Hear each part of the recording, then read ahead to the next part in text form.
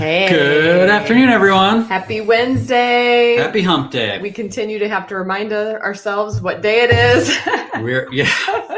Wednesday. What month is it? What the heck? Well, I'm excited because we asked you, what did you want to be when you grew up? And we're getting some comments in already that are so awesome. I'm seeing either a missionary or a zookeeper by Mary. I love it. I saw it. Kara's a disc jockey, classic, a lot of teachers. Really cool. Demolitions expert. Wow, that's pretty cool. That's interesting. You have to tell them what Ginny said this morning. Yeah, this literally was a conversation that happened just today, so this is perfect. But she said, "Hey, Mom, I think God is calling me to be a singer." And I'm like, "Oh, really? That's cool." And she's been singing a lot lately, like at the top of her lungs. It's really heartwarming. I'm like, "Well, that's cool." She goes, "Either that or a ballerina." Yeah. She's like, "But I still want to be a ballerina." Like, so who said ballerina? Lynn, which is like so cute. That's such a, and not that people don't grow up to be ballerinas, but that is it's kind of like astronaut. It's like in this category of like those 5 things that people tend to want to be. Yeah. You know? I heard recently, and I think this was a guy by the name of James Altucher. He talked about this idea of what did you want to be when you grew up, and then age it. Right. So he's like, so if you really like sports when you were a kid, maybe that doesn't mean you're supposed to be in the NBA, but maybe there's something in sports that you could be involved in. Or if you liked comic books, maybe now it's about being an artist or about being a writer or telling stories or something. And I like that concept of like aging it. But we're really excited to have a special guest today. And that was sort of an inspiration of why we asked this question, because one of the things about our guest today is I can relate to, because people will ask him, what does he do? And it's like, where do I even begin? It's like this laundry list of stuff. Right. But Brad Montague is he describes himself as a writer, director, and storyteller. But he's also the creator of the web series Kid President, which many people know. He's an author. He has a new book coming out, or that just came out. Yes. It's called Becoming Better Grown-Ups. It is and so it cool. is delightful. Oh I can't even tell you how awesome this book is. This is one of those books that when I started reading it, I panicked because I'm like, oh no, he wrote the book I should have wrote. But then as it went along, I'm like, oh no, but this is like Brad's take on it. And and it really just reminded me what sort of kindred spirits we are. Yes. And one of the other things that you'll notice about this theme is he's a really big Mr. Rogers fan. So we had to go all out with Mr. Rogers. I even have my 3 Mr. Roger Funko Pops up there. So let me see if I can pull up Brad here. We'll get him on. We're really excited to have him join us. Let's see. We had the chance to go to the Mr. Rogers, I don't know, it's part of a museum in Pittsburgh. The Heinz Museum, wasn't it? Yeah. That was really, really cool this past summer. See some of the sets, see some of the puppets.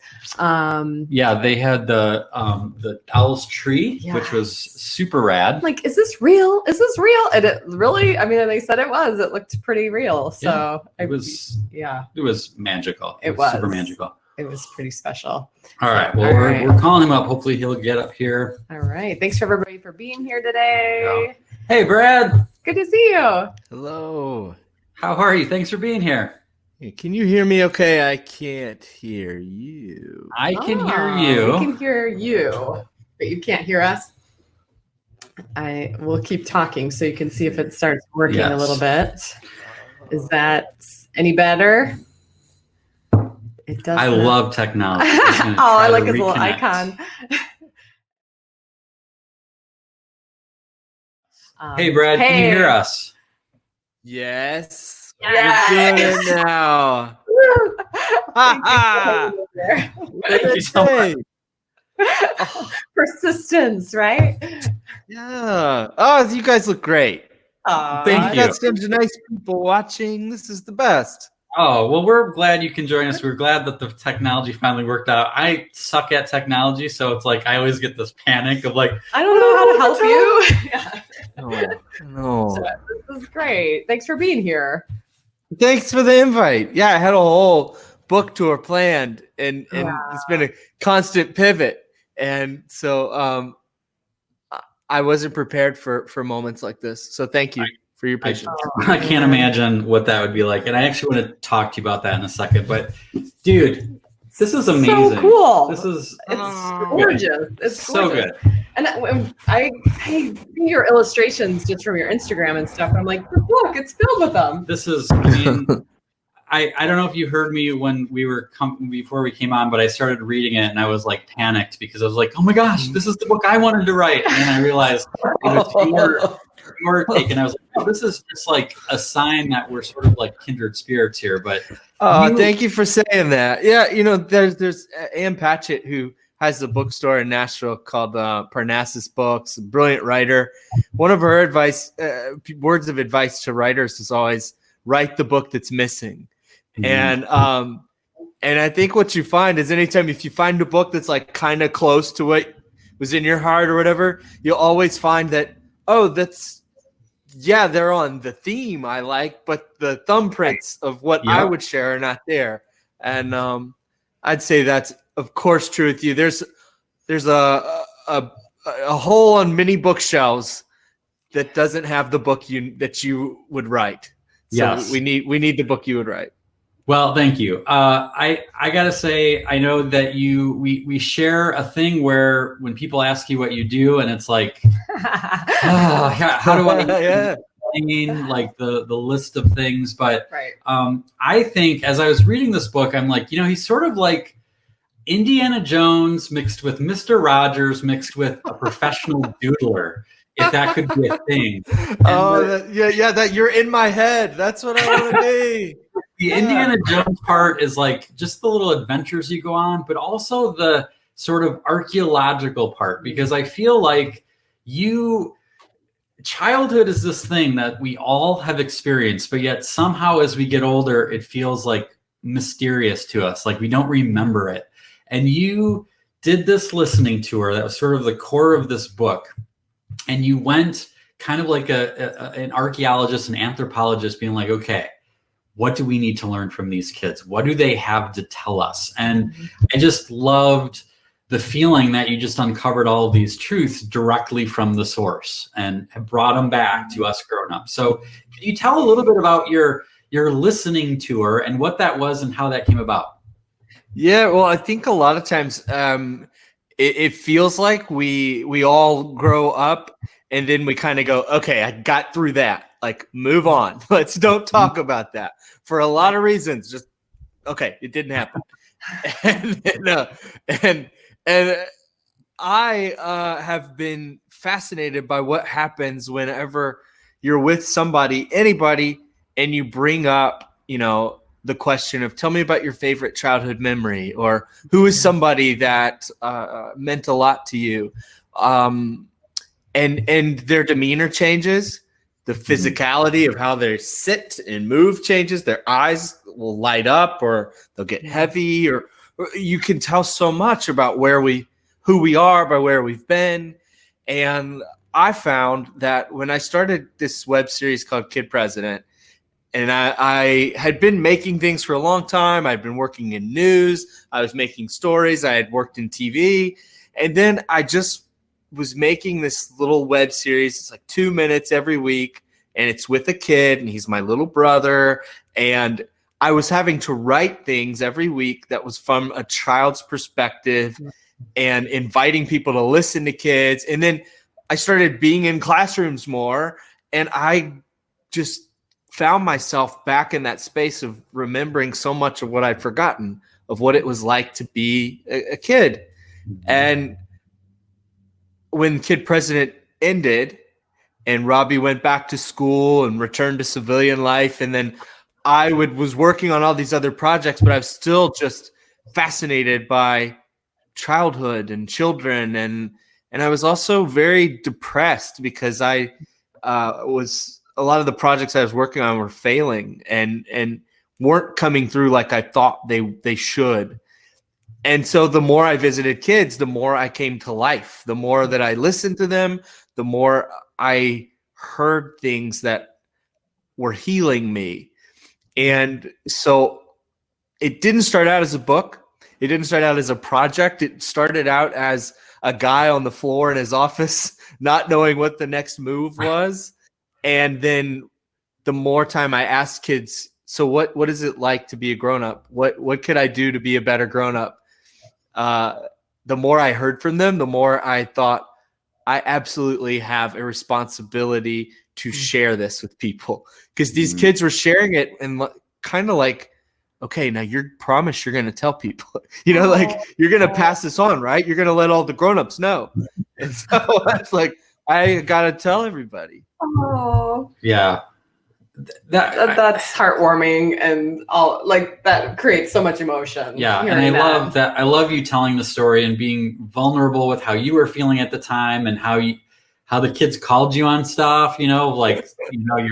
Sometimes your attitude was more grown up, understandably, and here we call that adultitis. So sometimes we get adultitis seeping in, and I love how you unfold the story to tell the different lessons you've learned along the way. So one of the questions I had, though, one of the things we talk about a lot is we are always encouraging people to be more childlike, and we make the distinction between being childlike and childish. Mm-hmm. And you talk about that in the book. And I'd love to hear, what to you makes something childlike versus childish? Are there any hallmarks that stand out to you?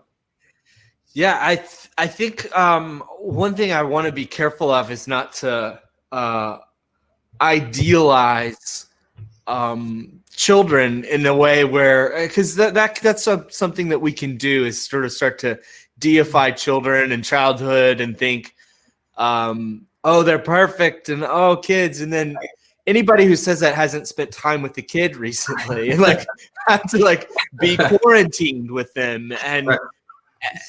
And you see there's moments of just grace and beauty and brilliance, and then there's moments of like, what is happening with this gremlin? Like, where's their humanity? Who dropped water on them? Womb gremlins is what one commenter called them. And I think when you make the distinction between childlike and childish behavior is selfish. It is me. Like, I want this. And childlike is all of us at our best. It's the arms wide open. It's palms open. It's eyes open. It's full of wonder. It's full of generosity. It's a look I saw on the faces of even people over the age of 100. Like, when I was with them, I could see this childlike glimmer in their eyes of gratitude for the moment, gratitude for like the fact that we were talking. One woman, and I think her story's in the book, Miss Frances Hesselbein. Mm-hmm. She was a CEO of the Girl Scouts for several decades. Now she's 104 now, I think. And she was the most youthful person I talked to. Even take all the elementary school kids, she just had this ability to be so open and so awed by everything and so curious still. You'd think like she'd have everything. She'd know everything. She'd kind of be like, okay, another conversation. I've had these before. But instead, she's just like, wow, where are you from again? And how in the world are we able to do this, talking to each other? Incredible. And cool. That's what it gave me goals. I had never had goals of wanting to grow older.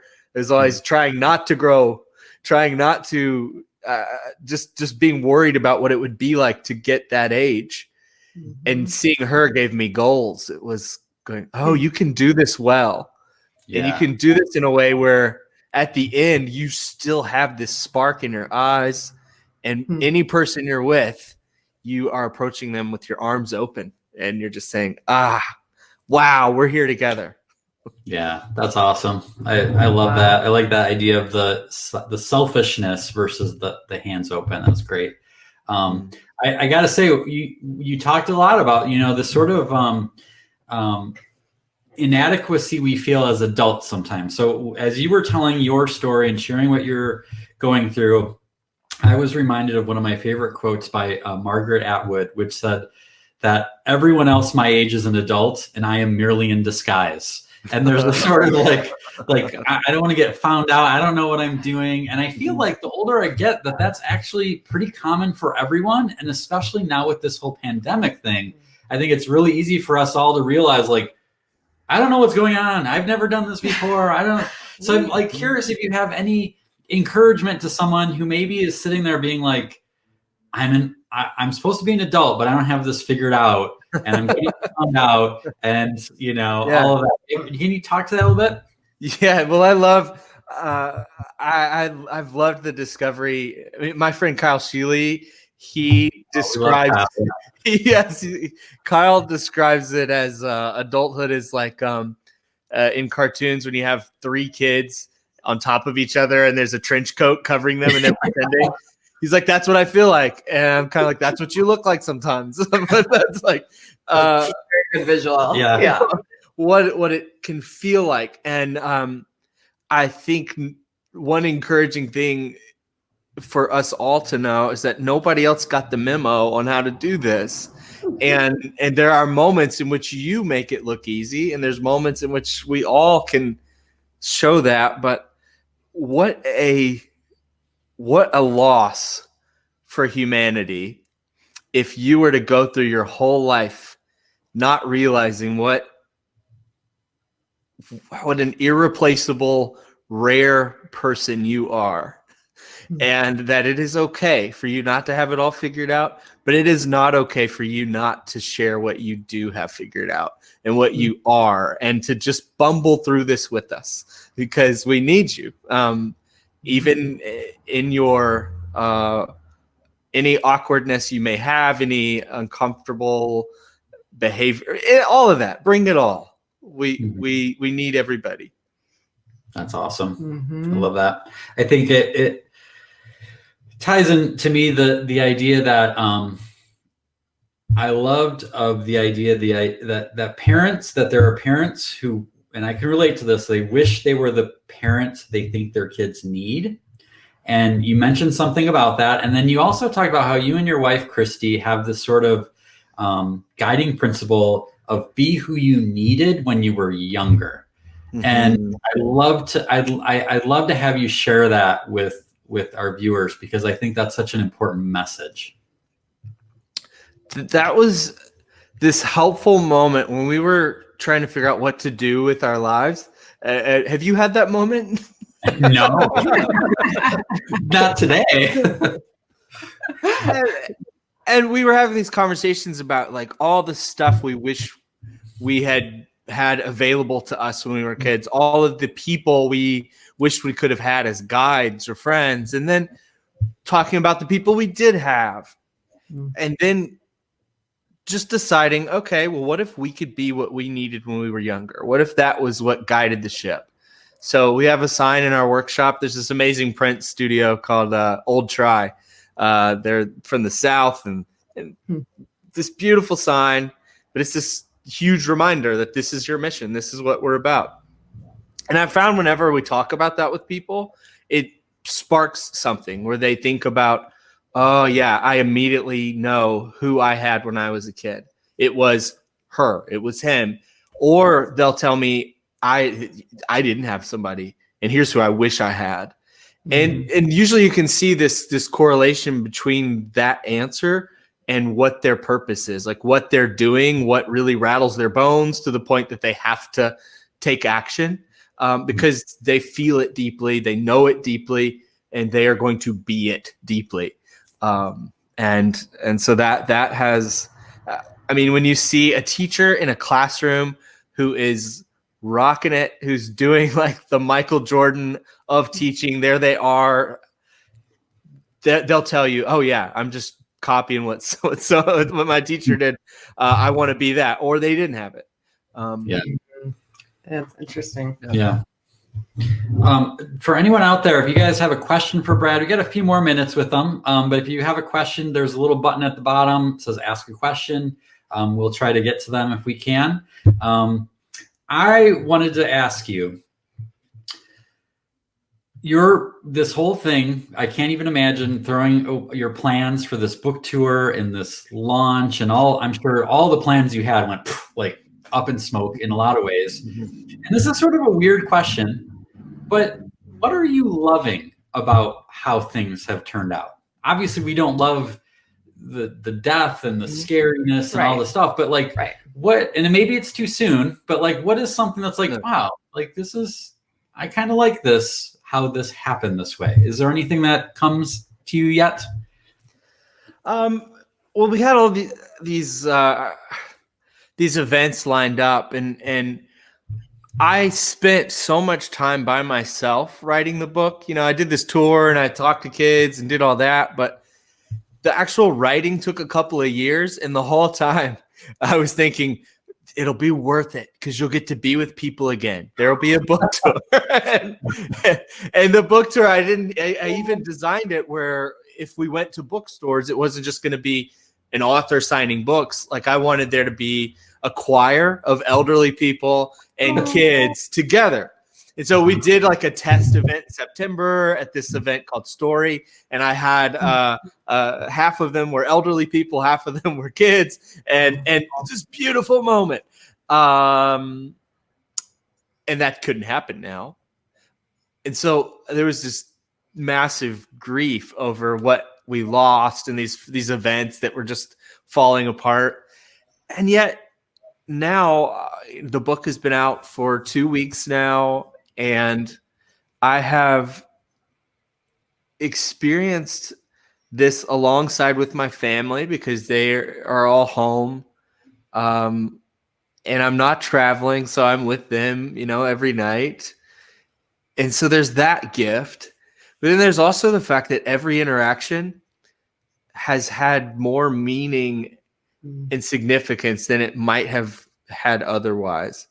Even this, I did this series where I was having to call into radio stations and doing interviews all morning, and they would patch you into some talk news station, and they'd say, "Okay, Brad, you're in Wyoming," and then I have to talk to them. Okay, now you're on this morning show in Seattle. Okay, and then but even those moments were people that were saying, okay, but let's talk about what this means for kids now, what this means for families now.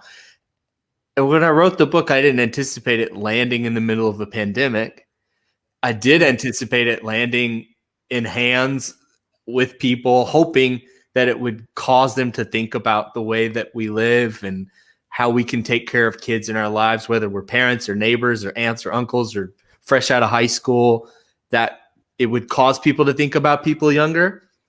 But now that it's landed in this context, every conversation has been about what this means for us now. And there's something really, really beautiful about that. And so I'm grateful for that. And I think I appreciate every social interaction more like this, just getting to be with you. Yeah. Well, that sentiment. I couldn't help but think that as I read through it, this was written for this time, and you didn't even realize it, but it's something that's hopeful, funny. I mean, there's one little cartoon in there I had to laugh, like it's like a cartoon about like an adult and what an adult looks like, and it was like their shoes are so boring they're not even worth drawing, and it was like it made me laugh. So there's all these like little deep things, but then you sprinkle in this laughter, and I just love it. I want to make sure that we're going to give this copy away to someone in the comments. Right. So I have dog-eared a few things, but I'm going to pass this on and I'll get another one. But anyone who wants to put in the comments right now their favorite takeaway from Brad today, starting now, put that in there. A few more minutes. Do you have anything else you want to throw in? I just have to say, I am one of my... Ian says I should sign it myself. Yeah. The book I wish I would have read. Yes, you should. Yes, Jason, please. One of a kind, you know. I just have to say how much whimsy you have visually in this book, because I don't know, there's just, I mean, Jason's books all have illustrations, and we tend to always have to fight and tell people, no, it's not a kid's book. No, it's not a kid's book. But yours, I mean, honestly, it's just, it just invites you in like immediately. So kudos to the visual aspect. And I don't know your background as an artist. Like, is that something you know? Is that? I just know he's a doodler. Okay. I know that you've been, I remember you talking about you doodling on the back of tests when you were a kid, thinking the teacher wouldn't see it because of the back, you know? Right, so how did that all come to the point where you decided to put it all together for the book? It's something I've always wanted to do, is like draw. Like the first grown up I saw doing creative work as a job was a Peanut special. He showed Charles Schultz. He did that for decades, drawing cartoons. And it was like a revelation to me that a child, that someone who made things that was for children, was this grown up, and that was his job. And then I read a book that was by Bill Peet. He wrote all these picture books that I loved as a kid. And then he wrote a book that's his autobiography called Bill Peet, an Autobiography.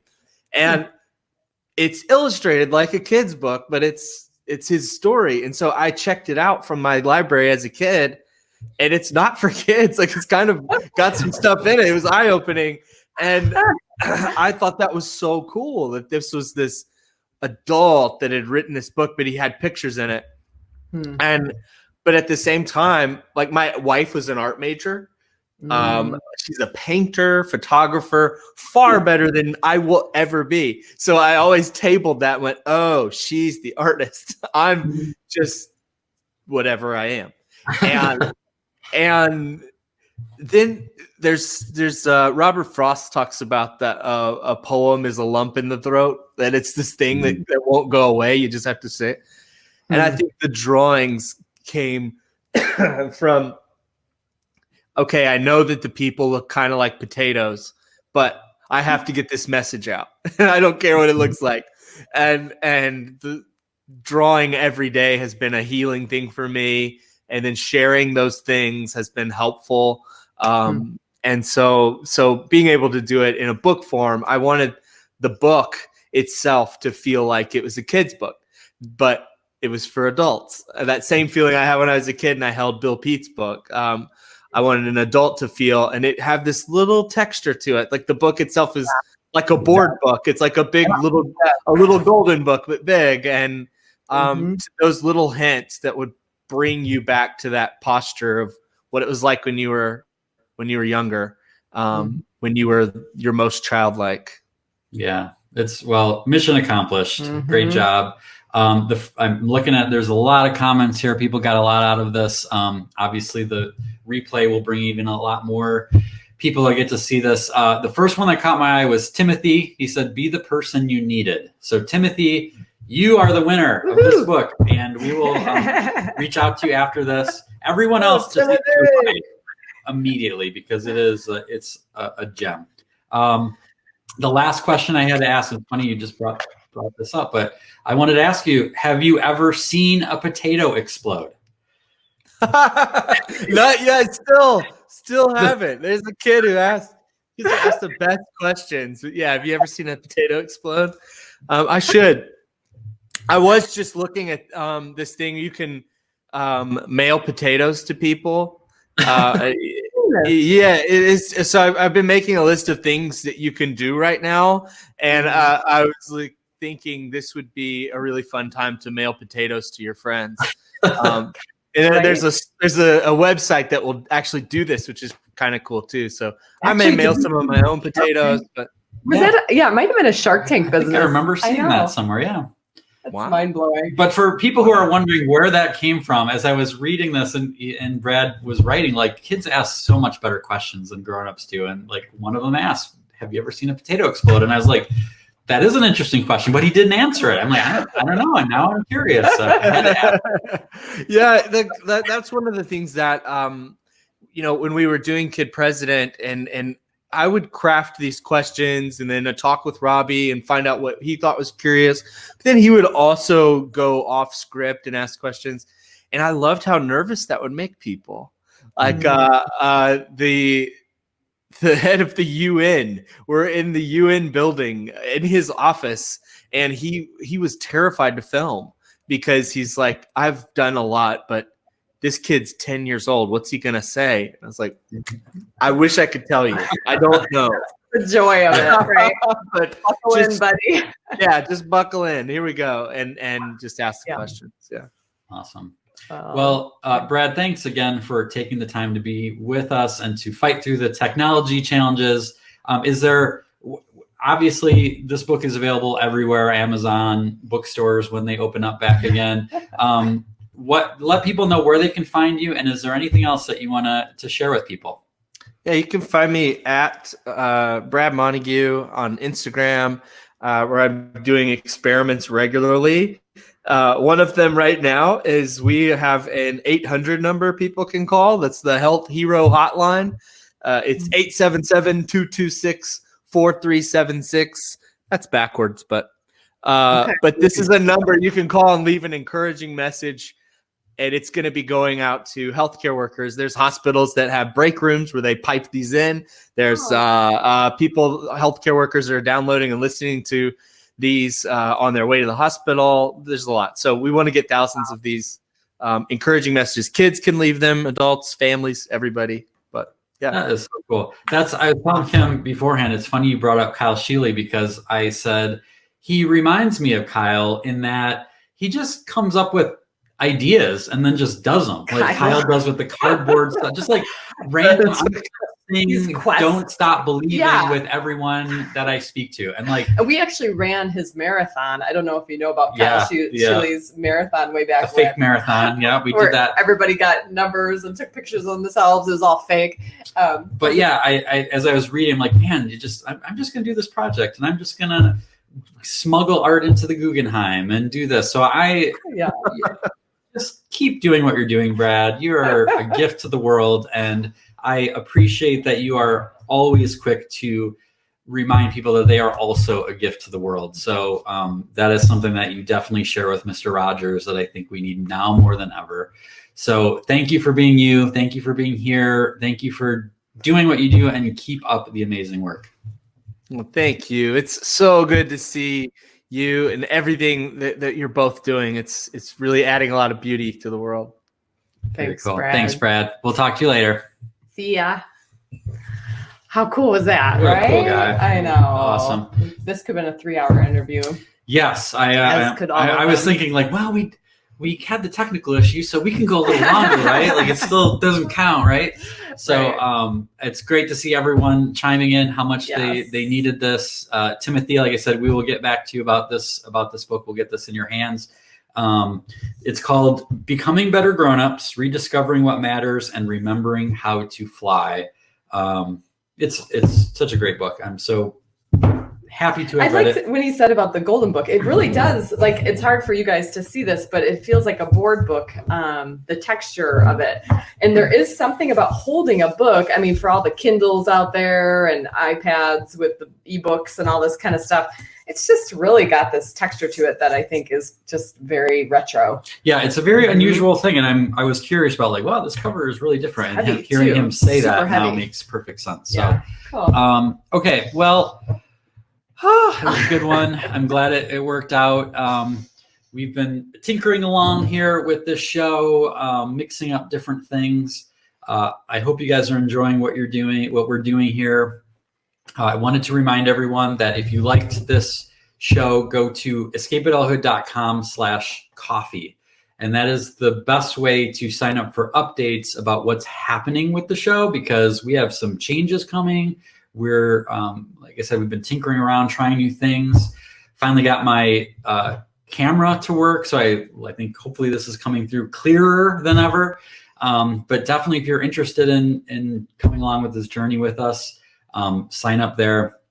Wonder Hunt will be probably closing soon, but it's still not too late if you want to join us in this cohort, this wonderful thing. It's been overwhelming how many awesome it's really gotten a good kickoff here. I'm sure I'm seeing a couple people in the comments that are participating. And so thanks for being a part of it. If you know someone who is just having a kind of a rough go of it right now, which, is kind of a funny phrase because aren't we all? I know, but who just specifically needs to lift their head up. Wonder Hunt would be maybe a good thing to invite them to. Yes, So, I think so. yeah. I don't know if there's anything else to share other than tomorrow. I think we're going to do our meme show. Yes, We're we've been looking forward to this. Have some fun. We've been collecting memes about this coronavirus thing, and we need to have a good laugh. And so we're going to be sharing some of our favorites. And can they still send some in? Yep, you can still send some to kj@escapeadulthood.com if you got a favorite you want us to look at. We've got a lot, but feel free to send more along. Yes. I think that's all. Yeah. And for those of, we kind of started the show talking about Mr. Rogers. This is one thing we've talked about, and we haven't hit on it in a show specifically, but the nostalgic parts of your childhood that bring you this heartwarming feeling, those are really helpful right now. We've been doing that with music. Like music from our high school years, like things that bring you a heartwarming place. Find those things. Those are key right now. So if Mr. Rogers was your jam when you were a kid, YouTube them, watch a whole episode, and I think the night will be better for it. Totally. All right, you guys. Thank you. We'll see you again tomorrow at 3:00 Central. Right. Same bat place, same bat channel.